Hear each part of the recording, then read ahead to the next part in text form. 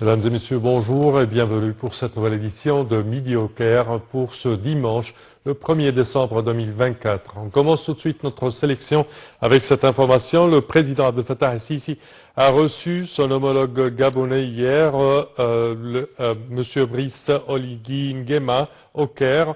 Les deux chefs d'État ont discuté lors de leur rencontre de questions internationales d'intérêt commun et ils ont affirmé leur engagement pour une coopération accrue dans des secteurs stratégiques.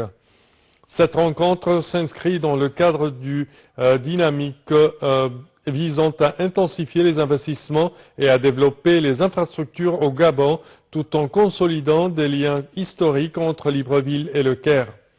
Une cérémonie d'accueil officielle a été réservée au président de la transition du Gabon, M. Brice Oligui Nguema, et les hymnes nationaux des deux pays ont été joués.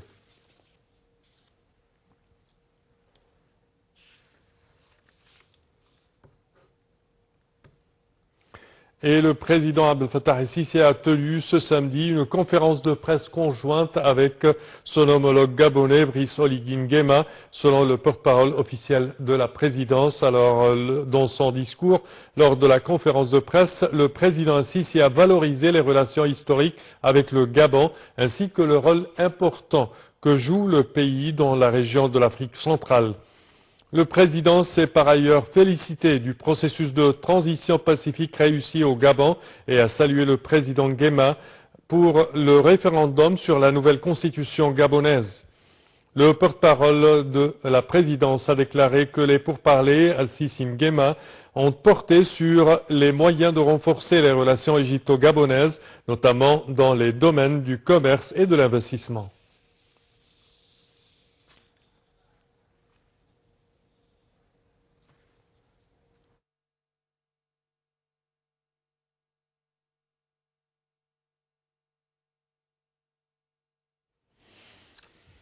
Et l'État accorde une grande attention au secteur de la santé pour optimiser les différents services de santé fournis aux citoyens et s'attelle à améliorer leur qualité conformément aux directives du président de la République Abdel Fattah el-Sisi à cet égard.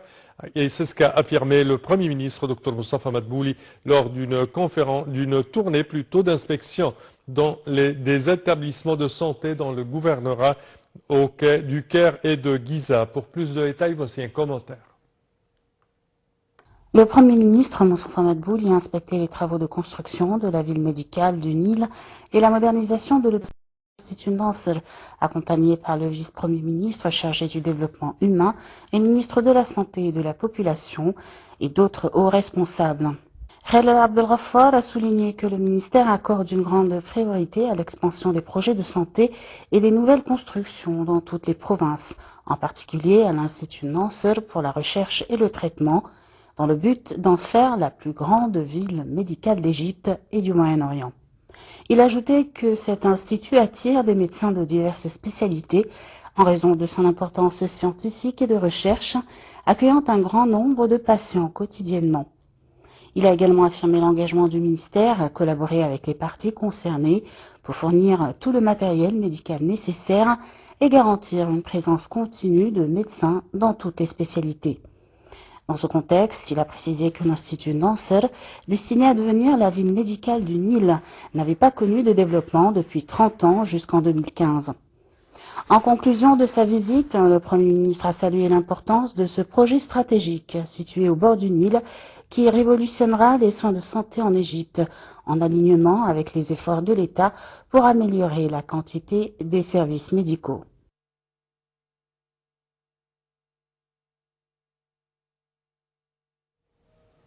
Et le Premier ministre Dr Moustapha Madbouli a poursuivi l'inspection de plusieurs hôpitaux au gouvernorat de Giza. Le Dr Madbouli a souligné l'importance de ces projets médicaux dans l'amélioration des soins de santé pour tous les citoyens égyptiens, surtout dans des régions densément peuplées. Pour plus de détails, voici un commentaire. Moustapha Madbouli a poursuivi samedi sa tournée dans plusieurs établissements de santé des gouvernorats du Caire et de Giza. Il s'est rendu pour inspecter le projet de construction du nouvel hôpital général de Boulay Abou El, accompagné de Khaled Abdel Ghaffar, vice-premier ministre chargé du développement humain, ministre de la Santé et de la Population, et de Ibrahim Saber Khalil, gouverneur du Caire. Le Premier ministre a visité les travaux de construction du projet. Pendant la visite, il a écouté une présentation détaillée de Khaled Abdel Ghaffar sur la fonctionnalité prévue de ce nouvel hôpital, qui comprendra un total de 134 lits, dont 48 lits d'hospitalisation, 62 lits de soins intensifs, 20 couveuses pour prématurés, ainsi que 19 unités de dialyse, 63 cliniques externes et 5 blocs opératoires. Le vice-premier ministre a ajouté que le terrain du projet comprendra un complexe spécialisé intégrant un centre médical avec des cliniques de diverses spécialités, un centre d'imagerie complet, des laboratoires, des pharmacies, des salles de rééducation avancée ainsi que des expositions médicales pour équipement. À la fin de la visite à l'hôpital de Boulay Abou El, le Premier ministre a ordonné l'ajout d'étages supplémentaires à l'hôpital et l'allocation d'espace pour les parkings. Il a également insisté sur l'exécution rapide des travaux et leur finalisation pour atteindre les objectifs visant à servir un grand nombre de citoyens.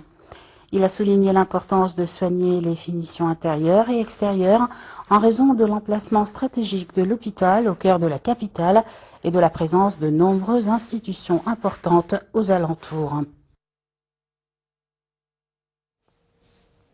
Et de retour à notre premier compte rendu, chers téléspectateurs, concernant la visite du président gabonais au Caire et la réception du président Abdel Fattah el-Sisi à ce dernier au palais présidentiel de l'Ittihadiyya et des pourparlers ont été entamés. Nous avons le plaisir d'accueillir au bout du fil son Excellence ambassadeur Hussein Hariri, ancien ministre adjoint des Affaires étrangères. Bonjour. Bonjour, monsieur. Alors, Votre Excellence, premièrement, comment voyez-vous la visite du président gabonais en Égypte? J'estime que s'inscrit dans la volonté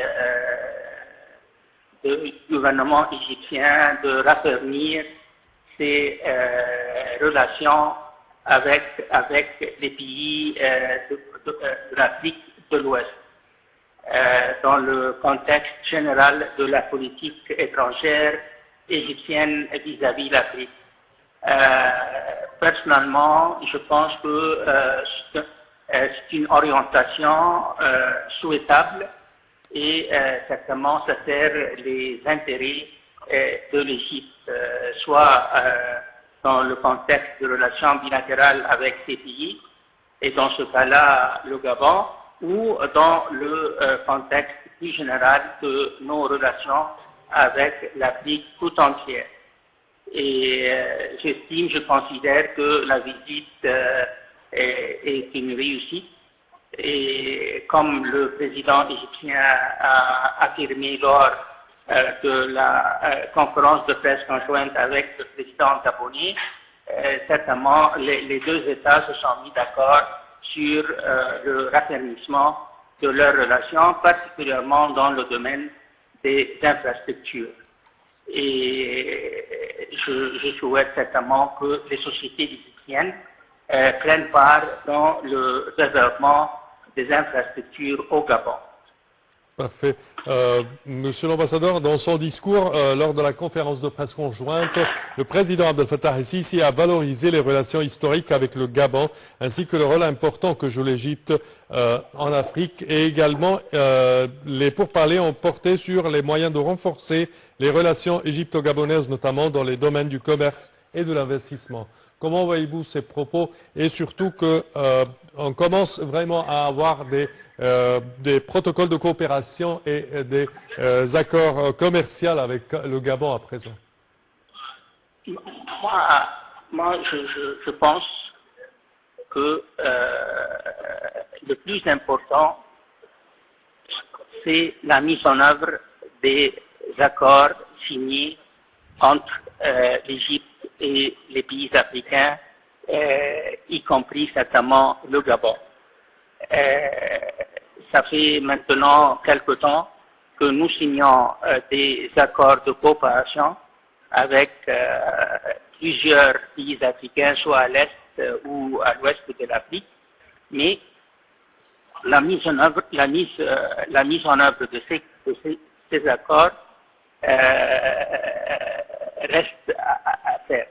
Alors, je crois que la volonté, certainement la volonté d'approfondir la coopération bilatérale avec le Gabon ou d'autres pays africains est là, et c'est certainement quelque chose de souhaitable, mais j'estime que le plus important est la mise en œuvre de ces accords, et ça exige des efforts de la part de la bureaucratie égyptienne. Parfait, Monsieur l'ambassadeur Hussein Hariri, nous tenons à vous remercier énormément de vos explications. Je répète que vous êtes ancien ministre adjoint des Affaires étrangères. Et nous poursuivons, chers téléspectateurs, avec cette information. Le ministre des Affaires étrangères, de l'immigration et des expatriés égyptiens, Dr Badr Abdelati, s'est entretenu lors d'un appel téléphonique avec son homologue syrien, Bassam Sabbar, au sujet des derniers développements dans le nord de la Syrie, en particulier à Idlib et Alep. Dr Badr Abdelati a exprimé son inquiétude face aux dernières évolutions en Syrie, affirmant le plein soutien de l'Égypte à la Syrie et à toutes ses institutions nationales. Il a mis l'accent sur l'importance du rôle de ces institutions dans l'instauration de la stabilité, dans la lutte contre le terrorisme et dans la préservation de la souveraineté et l'intégrité territoriale de la Syrie.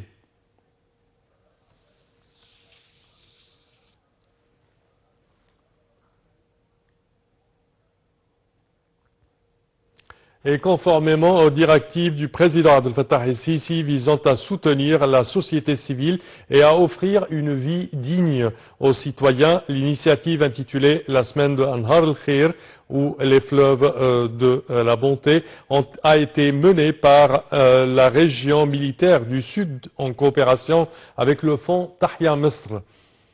Cette initiative vise à soulager les familles et les plus vulnérables dans les gouvernorats.